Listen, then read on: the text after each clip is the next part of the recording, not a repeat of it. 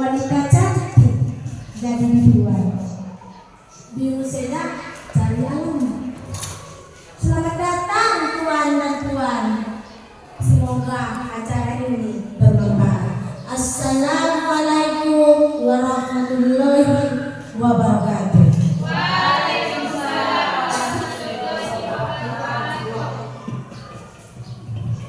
Selamat siang Bapak-bapak, Ibu-ibu, beserta wali murid yang dapat hadir di kelas kita ini.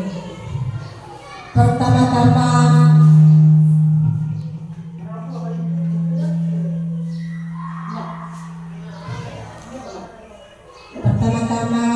yang dapat saya ucapkan rasa syukur kepada Allah Subhanahu wa Ta'ala yang telah memberikan kita kesehatan dan kesempatan sehingga kita bisa berkumpul di acara presentasi CGP Ibu Nur Hajizah Lubis SPD. Jadi di kesempatan ini Ibu itu nanti akan mempresentasikan tentang penerapan budaya positif di UPTD SD Negeri 095 Gunung Tua. Dan tidak lupa guru kita mengucapkan selawat dan salam kepada Nabi besar kita, junjungan kita Muhammad SAW dengan berlafazkan Allahumma sholli ala sayyidina Muhammad wa ala ali sayyidina Muhammad. Yang saya hormati Bapak Kepala Sekolah walaupun tidak bisa menghadiri lantaran ada halangannya, dan yang saya hormati juga kepada Bapak Ibu guru beserta wali murid yang paling kita sayangi.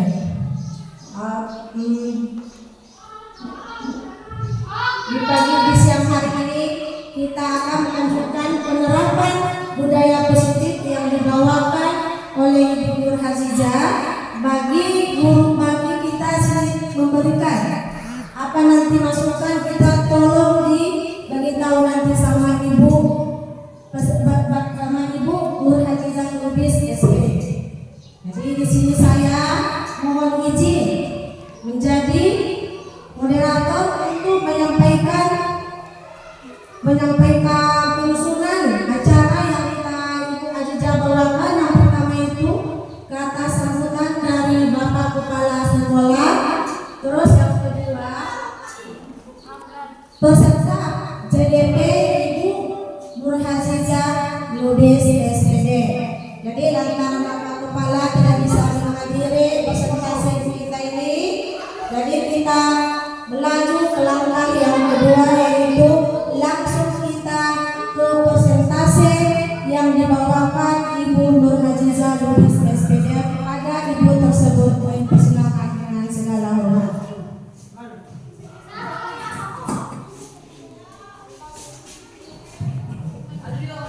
Terima kasih kepada Ibu moderator yang telah membuka pembukaan tentang penerapan budaya positif di UPTD SD Negeri ke-95 Gunung Tua.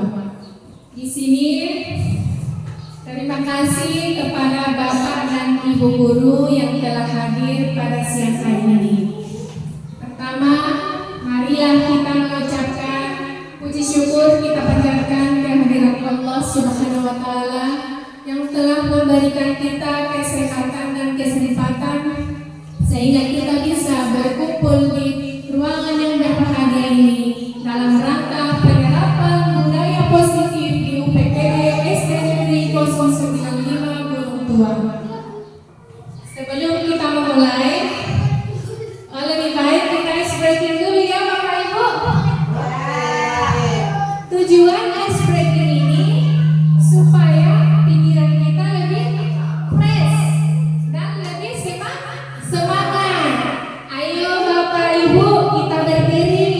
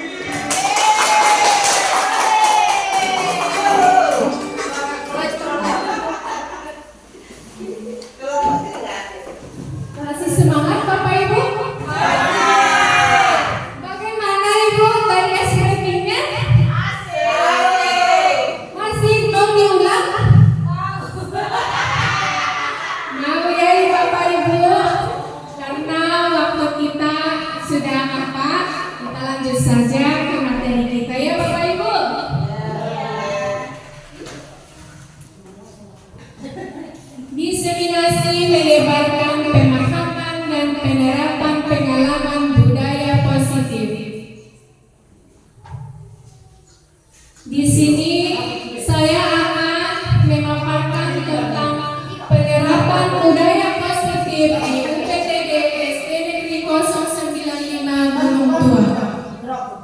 Lah kami sih, hai.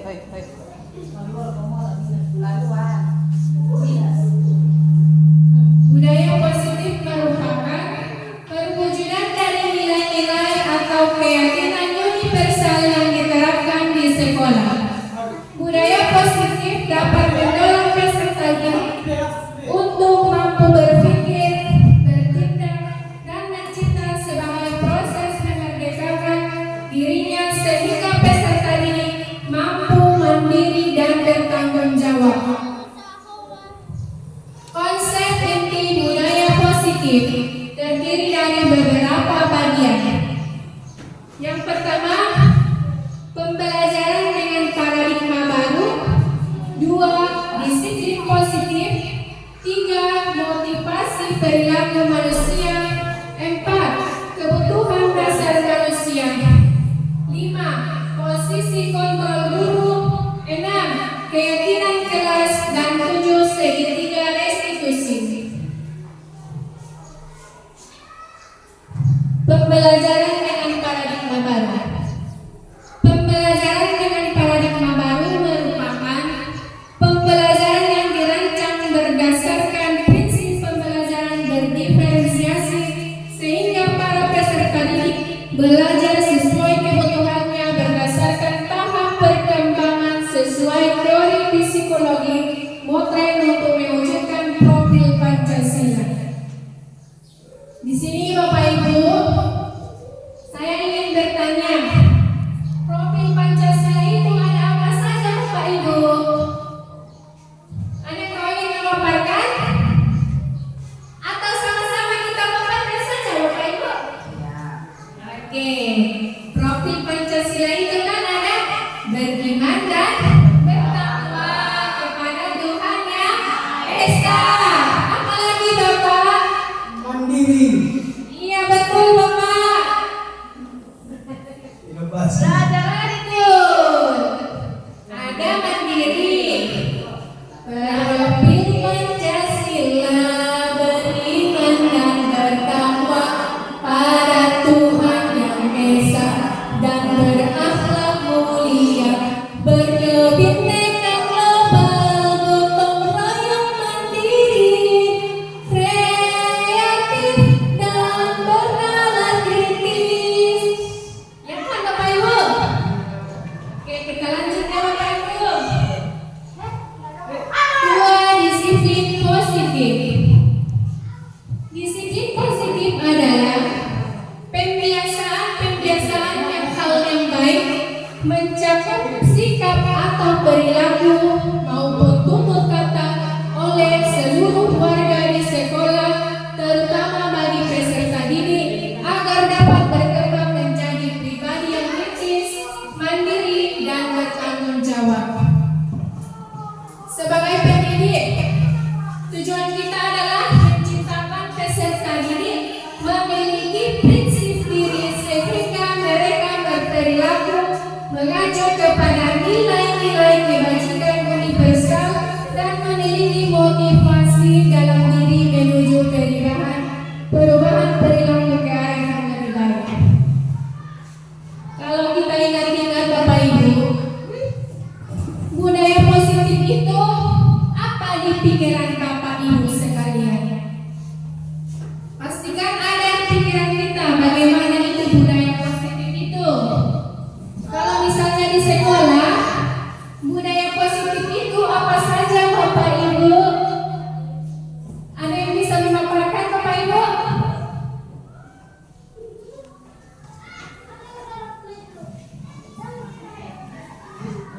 Kira-kira memberi salam, senyum, kemudian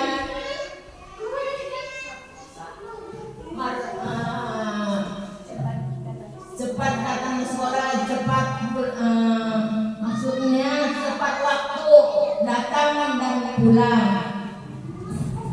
Terima kasih Ibu telah memberikan masukannya kepada saya. Di sini budaya positif itu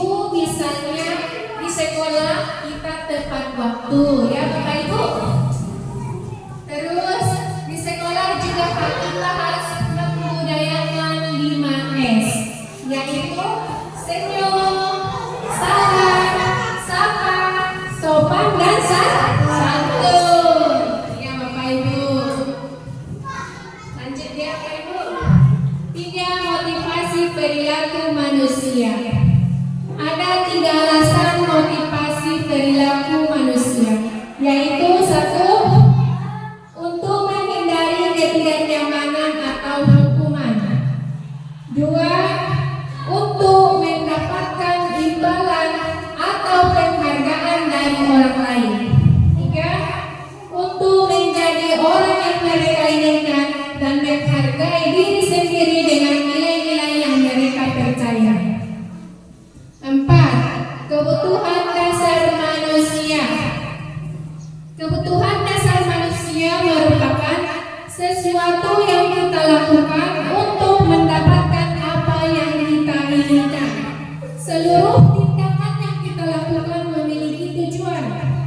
Semua usaha terbaik yang kita lakukan agar kebutuhan dasar kita terpenuhi dengan baik. Kebutuhan dasar manusia itu apa saja Bapak Ibu? 1. Bertahan hidup. Contohnya bertahan hidup seperti apa Bapak Ibu?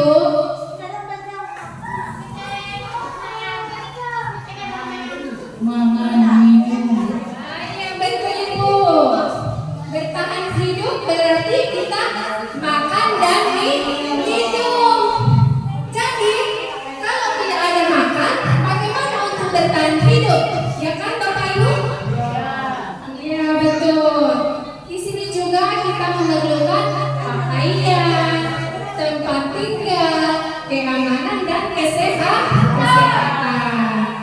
Nomor 2, kasih sayang dan rasa diterima.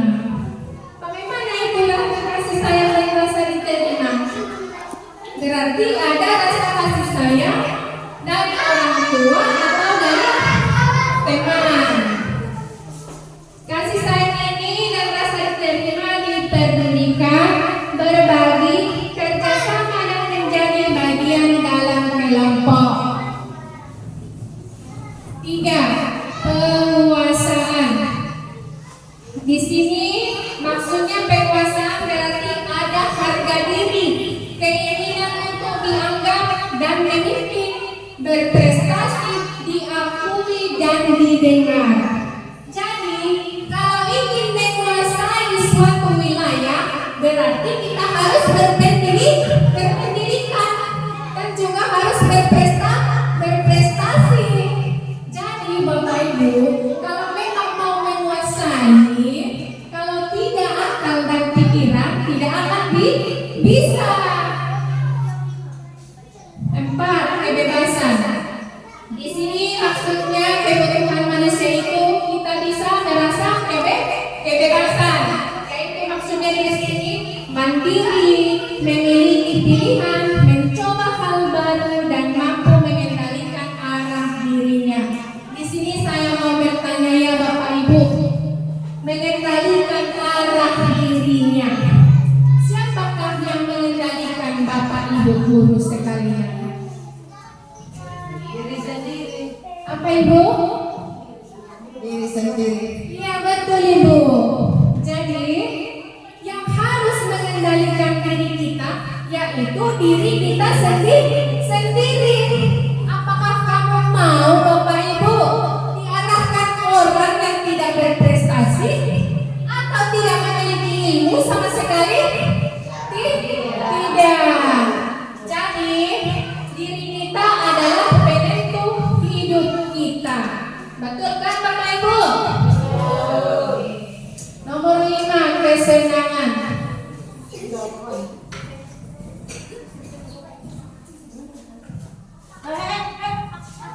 Di sini kesenangan maksudnya kita butuh bermain, butuh humor dan antusias dan tertawa.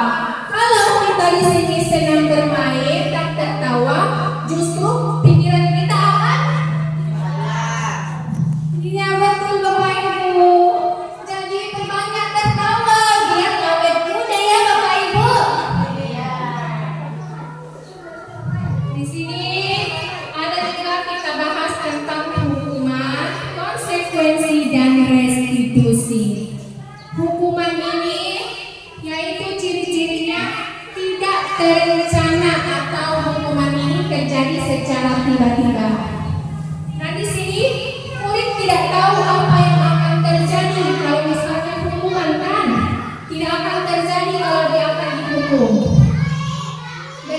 satu arah dan berupa hukuman fisik dan psikis.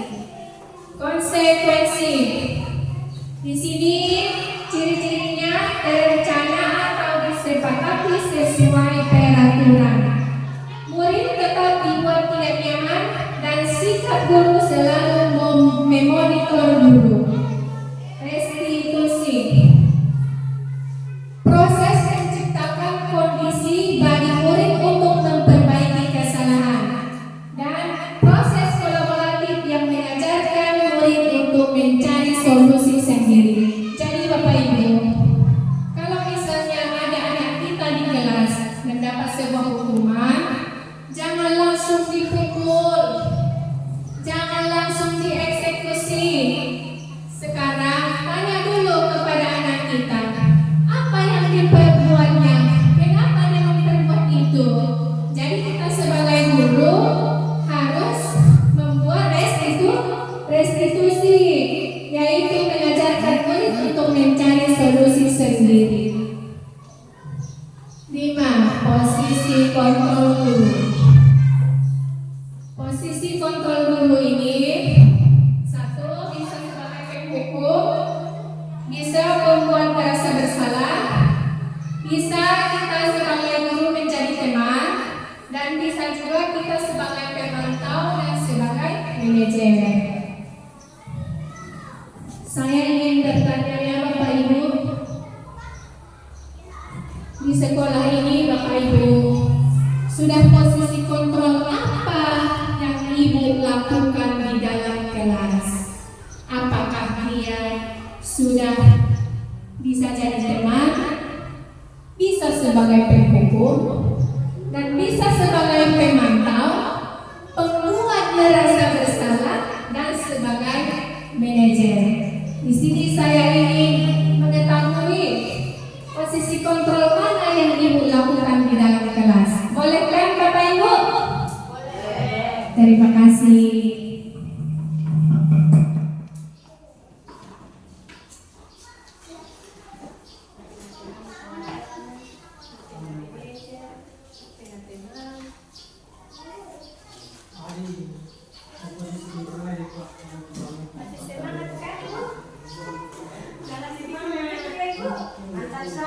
Mantan suami, belajar nada sangat berhasil kepada. Jadi mantan, belajar subuh-subuh dah. Dah pernah ada batu negara. Sepatu mantan man seperti ini. Dan ada apa anti? Ya ada. Masuk. Ini nama juga. Mampu. Masih semangat kan Bapak Ibu guru hebat?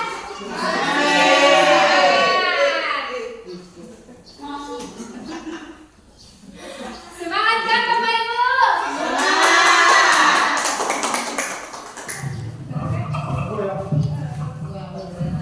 Perlu goyang-goyang itu. Perlu lagi digoyang Ibu? Pas akhir tadi kita goyang Ibu. Ya Bapak Ibu, saya ingin mengetahui posisi kontrol apa saja yang Ibu laksanakan di dalam kelas. Boleh Bapak Ibu ditempelkan di sini Bapak Ibu? Boleh Ibu? Kalau sudah siap boleh Ibu ditempelkan.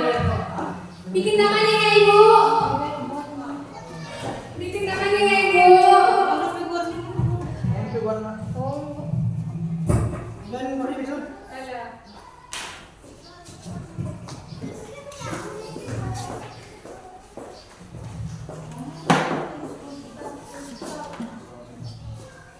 Teman manajer buat manajer ngecek. Teman dan manajer.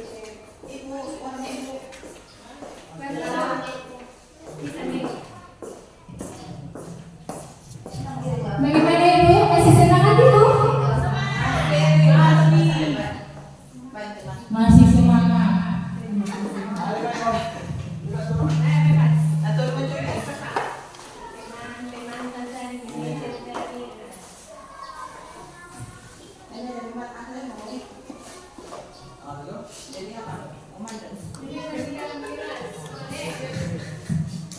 tidur dia bisa. Awak ni dia tu berapa?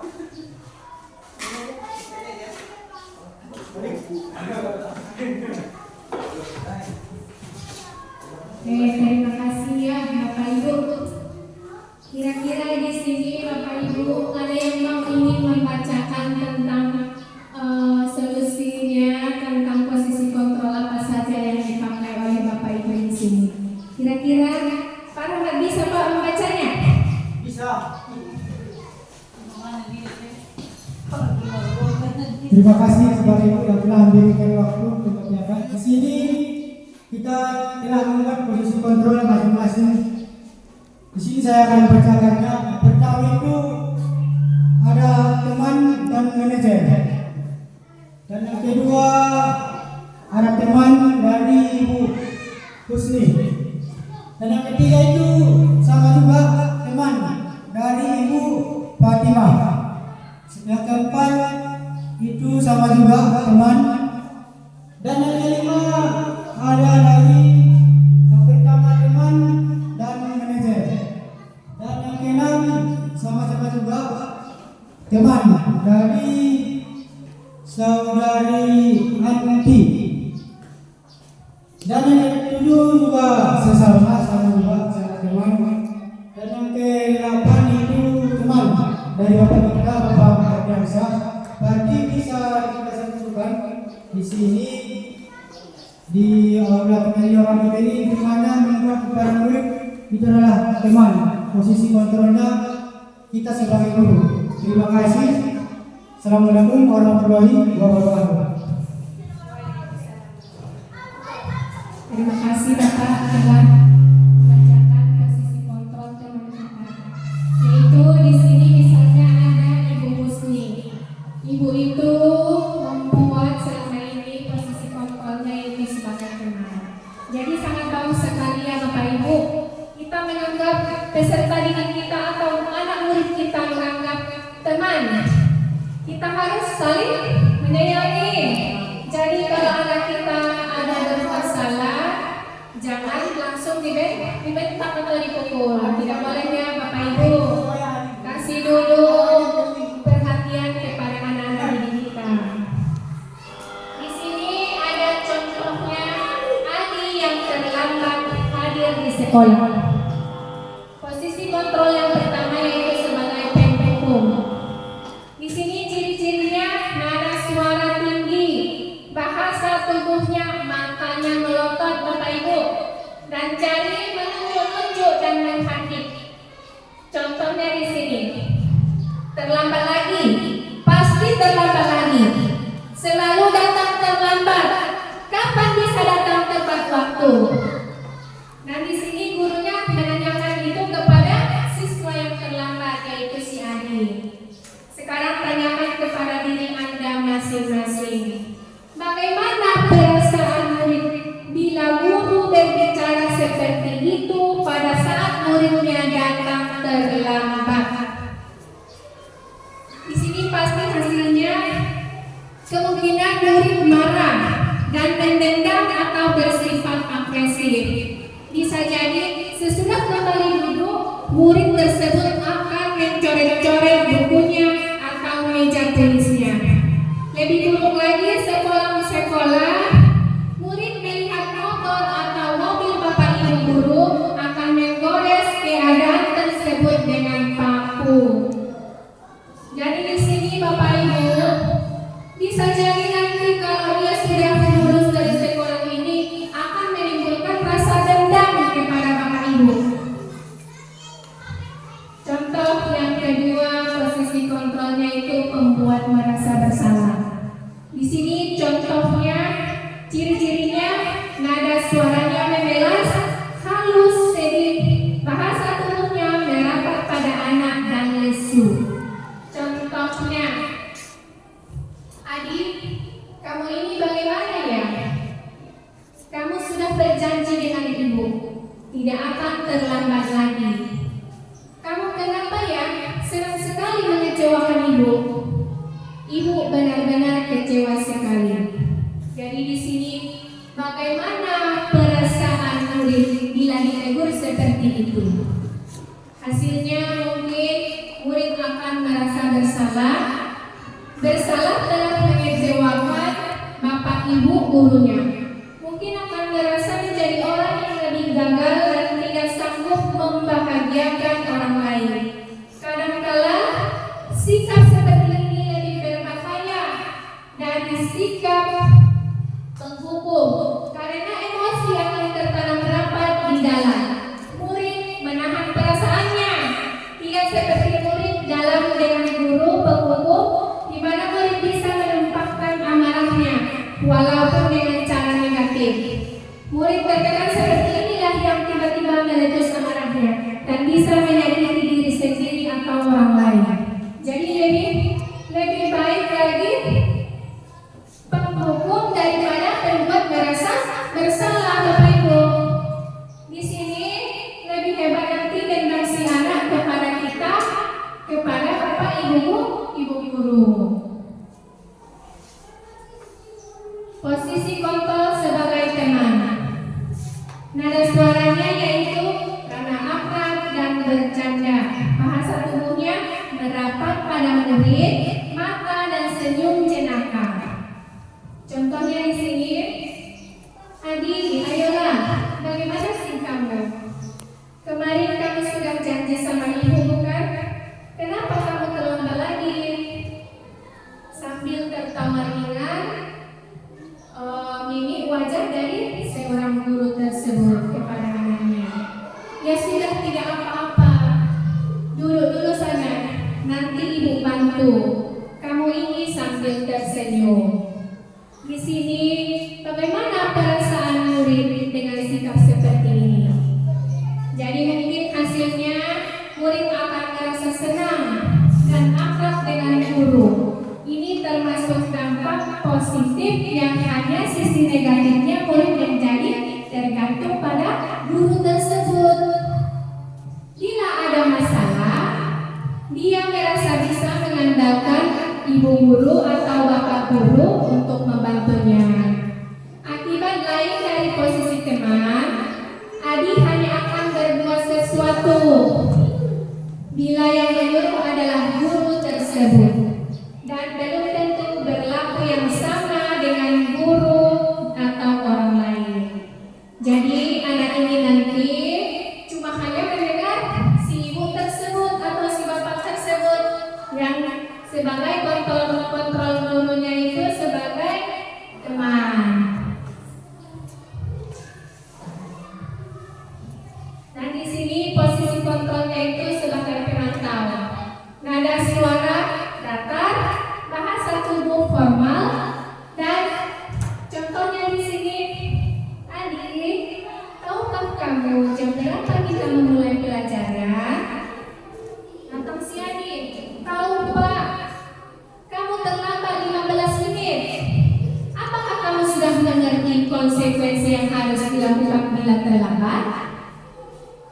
Paham Bu, saya harus tinggal kelas pada jam istirahat nanti dan mengerjakan tugas ketinggalan saya.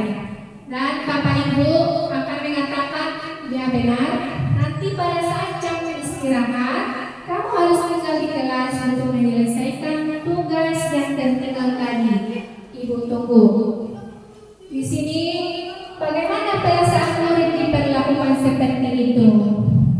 Hasilnya akan murid memahami konsekuensi yang harus dijalani karena melanggar satu peraturan sekolah. Guru tidak menunjukkan emosi yang berlebihan menjadi murah atau membuat merasa bersalah. Murid tetap tidak nyaman, yaitu harus tinggal di dalam kelas pada waktu jam istirahat dan harus sendirian mengerjakan tugasnya. Jadi di sini kita sebagai guru harus tetap memantau murid pada saat mengerjakan tugas di jam istirahat karena murid ditinggal seorang diri. Ya Bapak Ibu, jangan tinggalkan murid kita sendirian melaksanakan tugasnya karena jam istirahat itu waktunya anak-anak istirahat. Dan terakhir,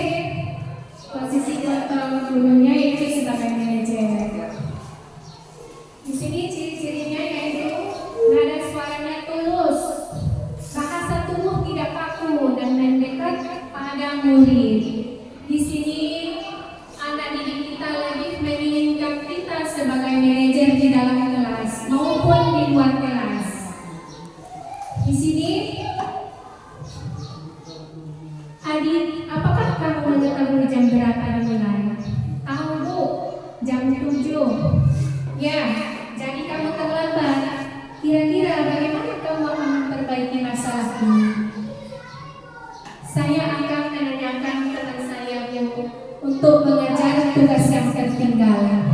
Tapi siang hari seperti ini kan Bapak Ibu, dan gurunya mengatakan baik itu bisa dilakukan. Apakah besok akan ada masalah untuk kamu agar hadir tepat waktu di dalam sekolah? Tidak Bu, saya bisa hadir tepat waktu. Baik, saya hargai usahamu untuk memperbaiki diri, kata gurunya kepada si anak. Dan di sini bagaimana perasaan murid diperlakukan seperti ini Bapak Ibu? Hasilnya akan si anak tidak akan perlu marah dan tidak perlu meninggikan suaranya, apalagi menunjuk jari ke murid. Di sini kita sebagai guru tidak perlu seperti pembuat merasa bersalah, ya kan Bapak Ibu? Jadi di sini suara kita tidak boleh kasar dan tinggi kepada anak didik kita. Fokus ada pada murid untuk membahagiakan guru atau orang tua. Murid sudah mengetahui adanya suatu masalah dan sesuatu perlu terjadi. Bila guru mengambil posisi pemantau, guru akan melihat konsekuensinya apa peraturannya. Namun pada posisi manajer, guru akan mengembalikan tanggung jawab pada murid untuk mencari jalan keluar permasalahannya, tentu dengan bimbingan guru. Di sini Bapak Ibu ada contoh lainnya penerapan 5 posisi kontrol guru. Bisa Ibu dibantu untuk membaca Ibu?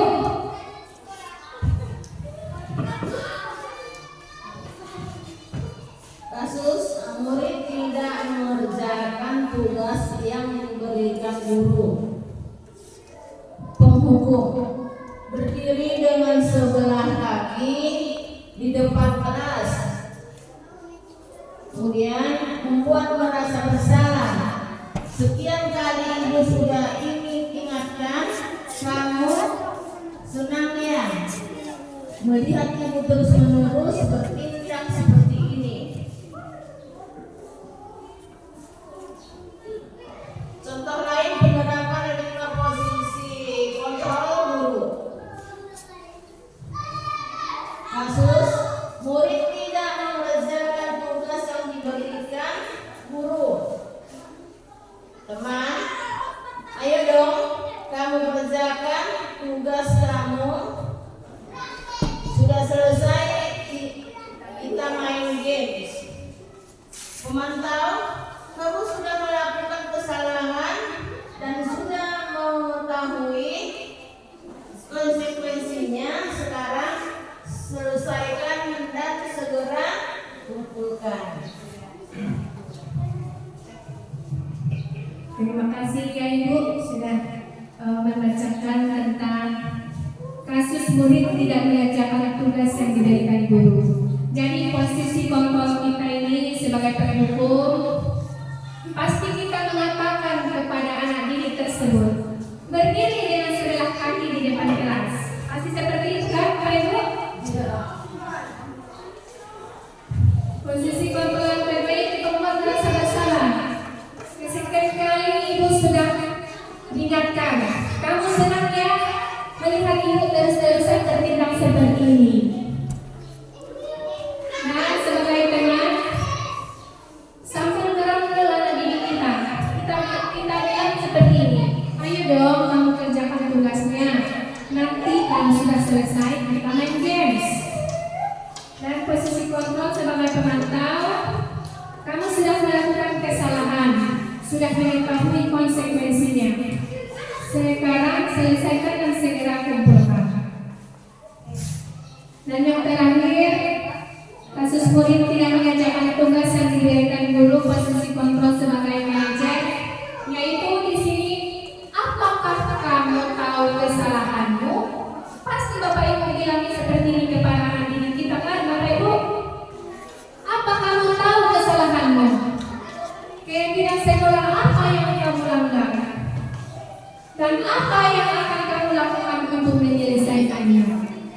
Jadi di sini Bapak Ibu, kita sebagai guru tidak harus meninggikan suara kita kepada anak diri kita tersebut. Di sini kalau kita ada suaranya sangat tinggi atau keras, anak didik akan merasa takut kepada Bapak Ibu. Di sini kan Ibu sudah menuliskan posisi kontrolnya kan, teman. Ada sebagai manajer dan ada sebagai pemantau. Ya, terima kasih Bapak Ibu guru hebat. Tepuk tangan dulu Bapak Ibu. Iya. Di sini Bapak Ibu, ada saya lihat di sini. Saya kecewa sekali dengan kamu. Posisi kontrol apakah aku? Saya kecewa sekali dengan kamu. Siapa yang bisa jawab Bapak Ibu? Ayo Ibu. Sebagai kontrol manajer. Iya betul Ibu. Sebagai posisi kontrol manajer. Iya betul. Di sini ada ciri-cirinya seperti ini. Kamu tidak pernah benar melakukannya. Sekarang keliling lapangan 3 kali.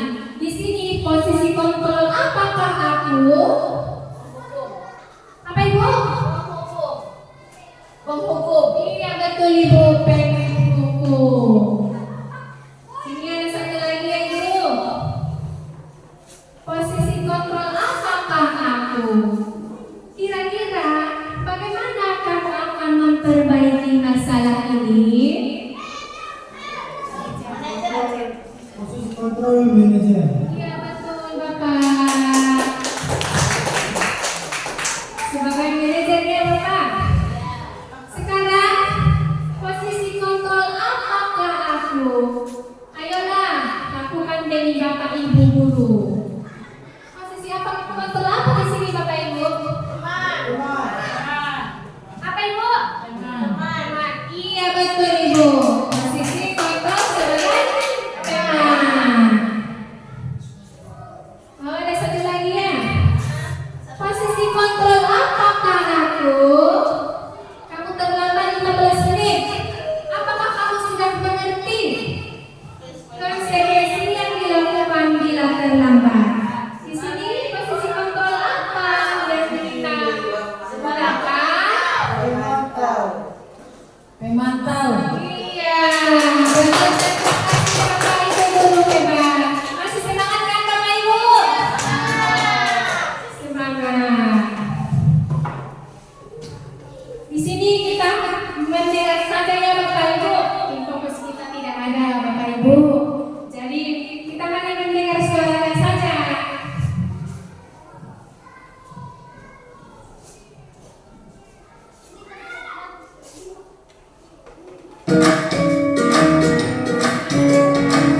Masih semangat Ibu? Salam bahagia Ibu dan Bapak Guru hebat. Dalam Buat kamu yang ingin dengerin lagu apa yang lain, dengerin yang mana mau di Spotify.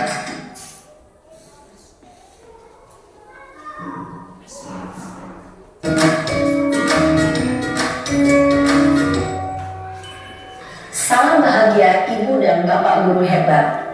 Dalam penerapan disiplin positif restitusi, salah satu program yang dikembangkan adalah 5 posisi kontrol. 5 posisi kontrol dalam restitusi adalah proses perjalanan seorang pendidik agar dapat mengenali dirinya. Pada video kali ini, kita akan membahas tentang 5 posisi kontrol yang dikembangkan oleh Diane Gosset dan contoh penerapannya.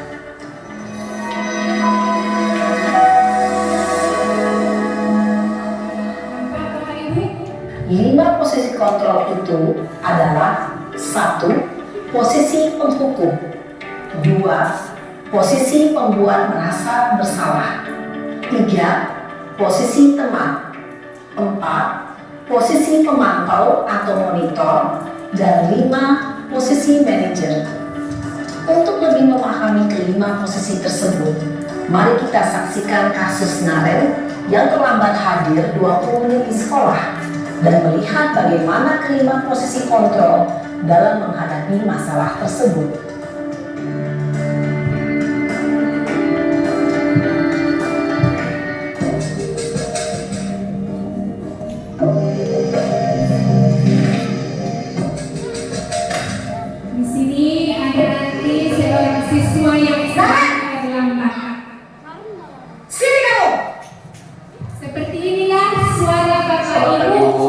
Selalu terlambat.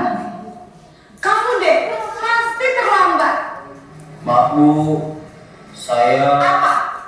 Apa coba? Alasan kamu apa lagi? Kapan sih kamu tidak terlambat? Malas sekali ya kamu jadi anak. saya Dasar pemalas. Gak kapok-kapok sih kamu. Sudah berapa kali terlambat? Sana, kamu keliling lapangan basket 2 kali. kenapa saya harus ke lapangan basket Bu? Kenapa? Kamu melawan ibu. Berani-beraninya jawab. Sudah terlambat, masih berani jawab pula. Sekarang, keliling lapangan basket 5 kali sekalian. Biar kapok. Cepat. Pergi sana ke lapangan basket. Di sini terdengar Posisi suara hukum biasanya berbicara dengan nada tinggi, menghardik, menunjuk-nunjuk, menyakiti, dan menyindir. Hukuman bisa berupa fisik maupun psikis. Ibu dan bapak guru hebat. Dampak yang terjadi pada murid ketika guru berada pada posisi penghukum adalah murid cenderung akan memberontak, bahkan menyimpan dendam.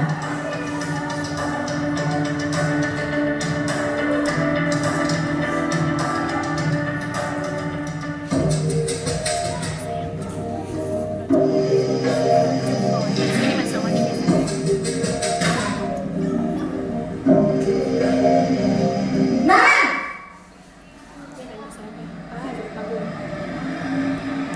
Selamat pagi Bu. Naren, kamu kenapa terlambat lagi, nak? Ya Tuhan, Naren, kamu senang ya bikin ibu susah ya? Kalau kamu terlambat lagi, nanti ibu yang ditegur bapak kepala sekolah, nak. Disangka ibu tidak bisa membina kamu. Duh, gimana ini? Maaf Bu, Duh Gusti Naren, kamu suka ya kalau ibu tegur bapak kepala sekolah? Terus, sekarang ibu harus tulis apa yang di buku absen? Ini kamu sudah sering terlambat loh. Ibu harus apa coba?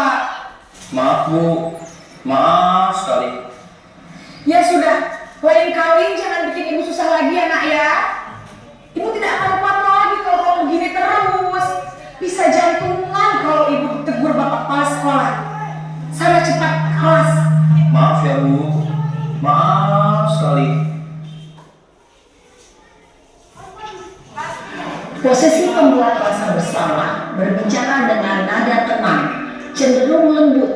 Namun kata-kata yang diutarakan membuat murid merasa menjadi orang yang gagal, memandang buruk dirinya sendiri, merasa tidak berharga, dan tidak sanggup membahagiakan orang lain. Ketika guru mengambil posisi pembuat rasa bersalah, murid akan menganggap dirinya yang bersalah dan ia akan menyimpan emosi negatif tersebut di dalam dirinya.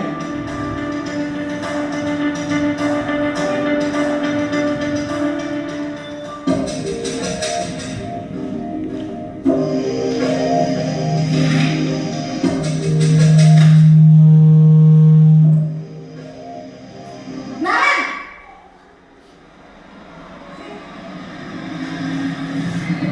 Selamat pagi Bu. Wah, sudah jam berapa ini nak? Terlambat lagi ya sayang. Iya Bu, habis ibu saya lupa membangunkan saya Bu. Kamu malah menyalahkan ibu kamu. Kamu bukannya anak yang larinya paling kencang. Ibunya di Kok sini. terlambat sih? Suaranya rendah ya, Bapak Ibu. Iya Bu, saya memang terlambat bangun tadi. Jadi biarpun saya lari kencang, tetap gak kekejar Bu. Ya sudah sana. Nanti lain kali larinya lebih kencang lagi ya. Biar gak terlambat lagi. Bikin senang ibu. Demi ibu. Bisa kan? Bisa lah Bu.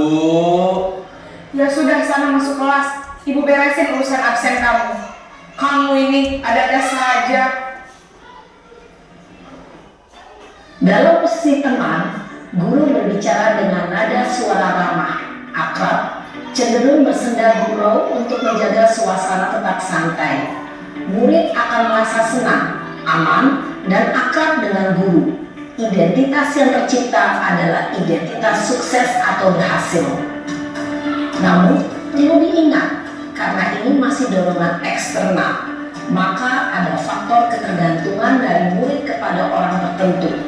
Di sini, guru absennya, sehingga di lain waktu, murid bisa berperilaku baik, namun hanya kepada orang-orang tertentu saja.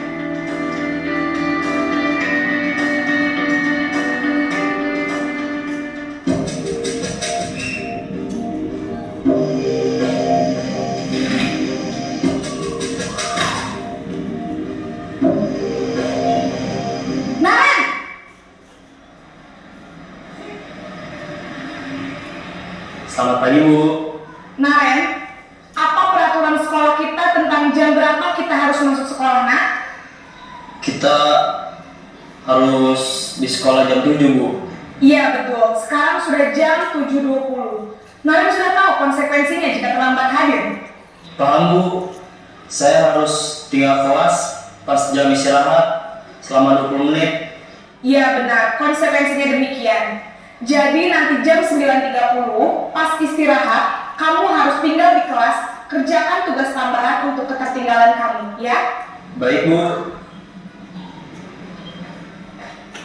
Posisi pemantau mengandalkan penghitungan atau data untuk mengontrol murid. Guru mengarahkan murid berdasarkan peraturan dan konsekuensi. Seorang pemantau menunjukkan bahasa tubuh dan ekspresi wajah yang datar dan cenderung formal.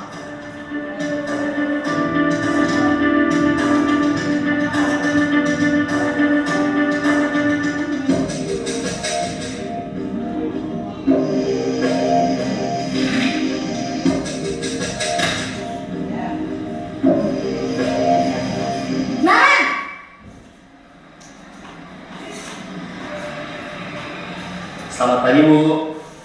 Selamat pagi, Naren. Maaf, Bu.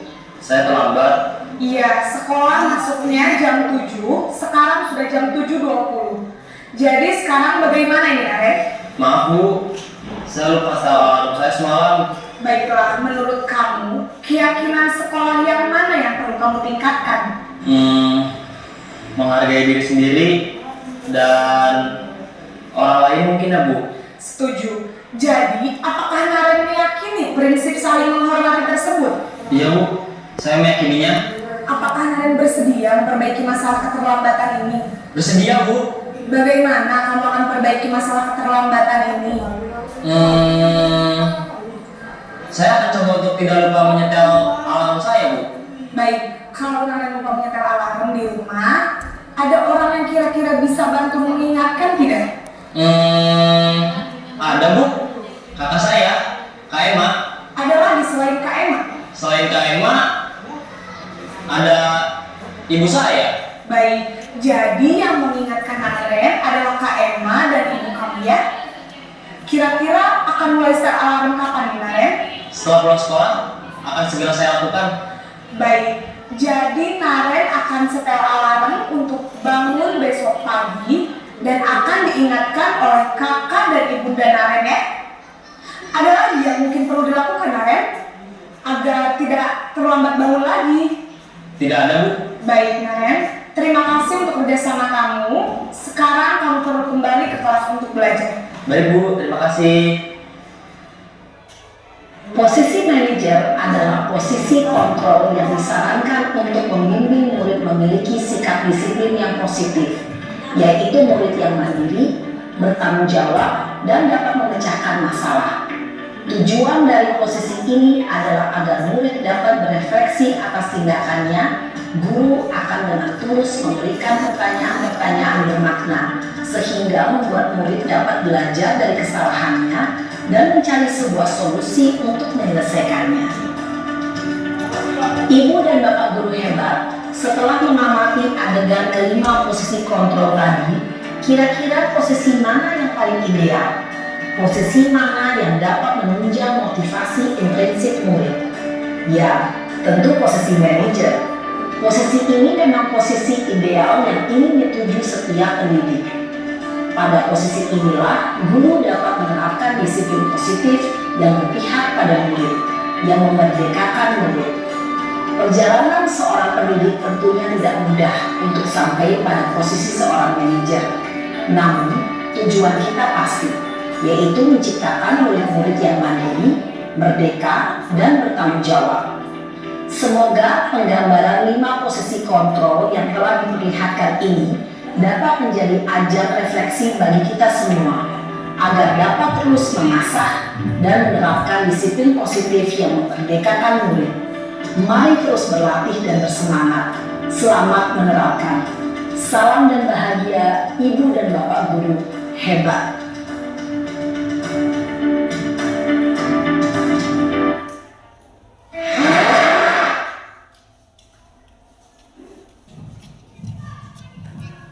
Kasih semangat kan Bapak Ibu Guru?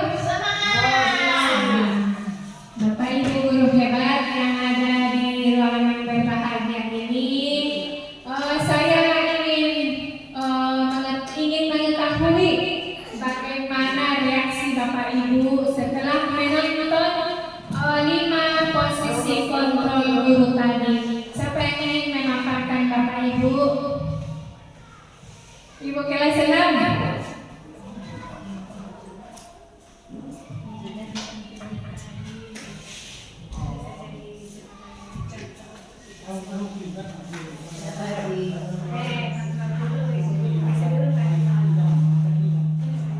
Setelah menonton video tadi, posisi kontrol yang 5 tersebut bisalah menjadi contoh bagi Bapak dan Ibu di sekolah kita ini. Terima kasih. Terima kasih Ibu telah memberikan perasaannya setelah menonton 5 posisi kontrol guru tadi. Bagaimana Bapak? Masih ada yang ingin disampaikan? Mas, terima kasih Bapak. Kita lanjut ya Ibu. Masih ada Ibu ini. 6. Keyakinan kelas. Keyakinan kelas merupakan kesepakatan kelas yang diyakini bersama guru dan murid dengan harapan dapat meningkatkan kedisiplinan murid. Keyakinan kelas berupa pernyataan universal, yaitu dibuat dalam bentuk positif dan bersifat abstrak. Keyakinan kelas hendaknya tidak terlalu banyak, tidak usah banyak-banyak Bapak Ibu, supaya anak murid kita lebih mengingat tentang keyakinan kelas yang kita buat. Semua warga kelas ikut berkontribusi dalam perbuatan keyakinan kelas lewat kegiatan mengutarakan rapat.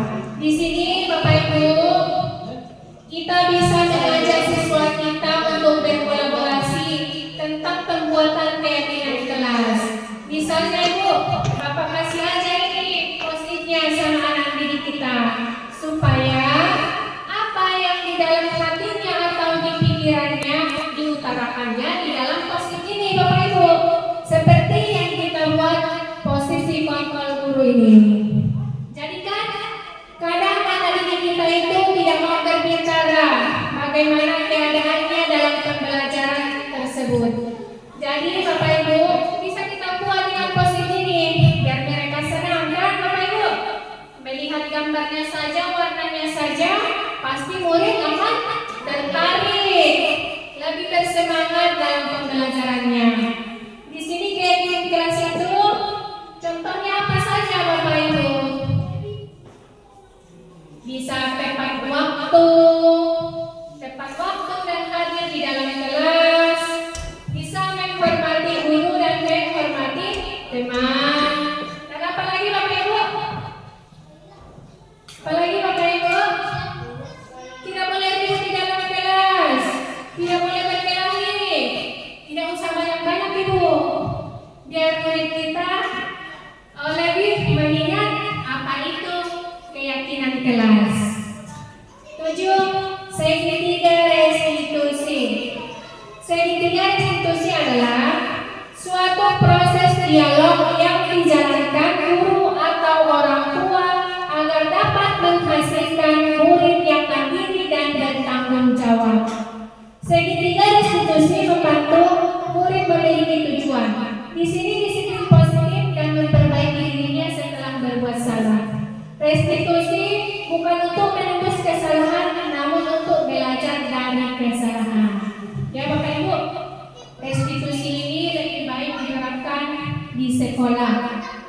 dan di dalam kelas juga. Restitusi ini ada 3. 1. Menstabilkan identitas. 2. Validasi tindakan yang salah. Dan 3. Menanyakan keyakinan. Di sini menstabilkan identitas itu seperti berbuat salah itu manusiawi. Tidak ada manusia yang sempurna.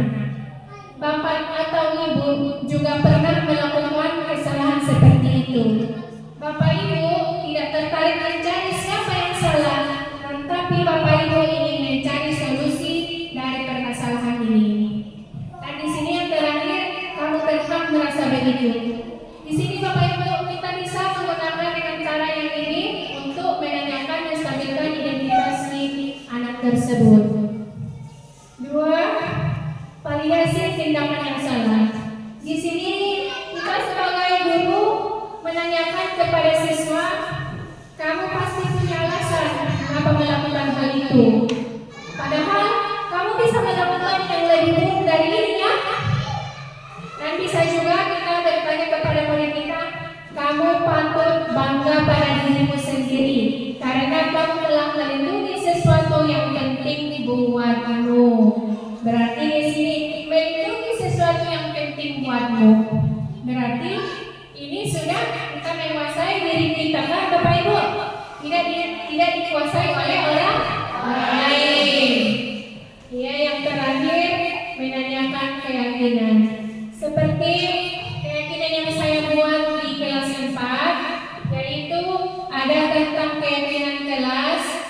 Di sini kami membuat keyakinan kelas bersama-sama dan berkolaborasi dengan peserta didik. Di sini terutama saya memberikan posisi ini kepada anak-anak, dan anak-anak tersebut menempelkannya di papan tulis. Setelah selesai, kami membuat tanda tangan untuk disepakati bersama tentang keyakinan kelas ini. Di sini menanyakan keyakinan kepada anak-anak, apa keyakinan kelas kita? Nilai-nilai apa yang kita sepakati? Seperti apa gambaran kreasi ideal menurut kamu? Dan kita juga bisa bertanya seperti ini, kamu mau jadi orang yang seperti apa? Kepada anak didik kita ya Bapak Ibu. Oke Bapak Ibu, terima kasih atas waktunya dan perhatiannya. Terima kasih Bapak Ibu guru hebat yang hadir dalam ruangan yang berbahagia ini. Terima kasih ya Bapak Ibu. Saya kembalikan kepada moderator.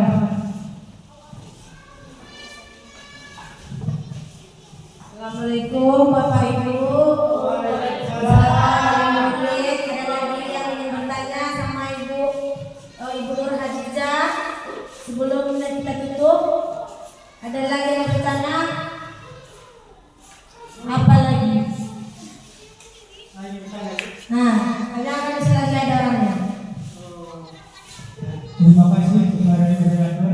Assalamualaikum warahmatullahi wabarakatuh. Di sini kita belajar tentang budaya positif. Tapi di sini saya masih kurang tentang apa itu budaya positif. Jadi di sini pertanyaan saya kepada ibu materi adalah bagaimana yang dimaksud dengan budaya positif. Biar lebih jelasnya, saya kan masih kurang. Jadi biar diperdalam lagi. Bagaimana sih yang dimaksudkan budaya positif? Ya, sekian. Assalamualaikum warahmatullahi wabarakatuh. Waalaikumsalam warahmatullahi wabarakatuh. Terima kasih kepada Bapak yang telah memberikan masukan dan pertanyaannya kan Bapak. Di sini saya akan menjelaskan bagaimana yang dimaksud dengan budaya positif. Seperti yang kita ketahui, budaya positif itu sangat penting untuk diri kita, ya kan? Budaya positif ialah nilai-nilai keyakinan yang ada pada diri kita, dan untuk ditujukan kepada murid kita agar murid kita lebih kreatif, lebih pintar, dan lebih bertanggung jawab terhadap dirinya. Jadi di sini budaya positif ini Bapak. Seperti kita juga harus memburayakannya di sekolah ini dengan cara yaitu bisa dengan biasa kalimanes, senyum, sapa, salam, santun, dan sopan. Di sini juga budaya positif itu bisa untuk kita sebagai guru tepat waktu di sekolah. Bisa juga di pintu gerbang nanti kita menanti anak murid kita dan menyalap anak didik kita di depan pintu gerbang. Bisa Bapak diterima jawabannya? Terima kasih. Ada lagi Bapak Ibu yang ingin bertanya? Di sini untuk murid-murid budaya positifnya yaitu bisa mengerjakan PR tepat waktu, membersihkan kelas tanpa harus disuruh, itu sudah merupakan budaya positif. Terima kasih Bapak Ibu yang telah meluangkan waktunya ikut dalam kegiatan aksi nyata saya di modul 1.4 yaitu penerapan budaya positif di UPTD Negeri 095 Bukastuan. Dan saya kembalikan kepada Ibu Moderator. Assalamualaikum warahmatullahi wabarakatuh. Kepada Bapak Ibu nggak ada pertanyaan. Ada demikianlah acara kita ini. Semoga apa yang nanti disampaikan Ibu Nur Hadiza Lubis SPD bermanfaat bagi kita semua. Kita tutup acara kita ini dengan bacaan Alhamdulillah. Salam.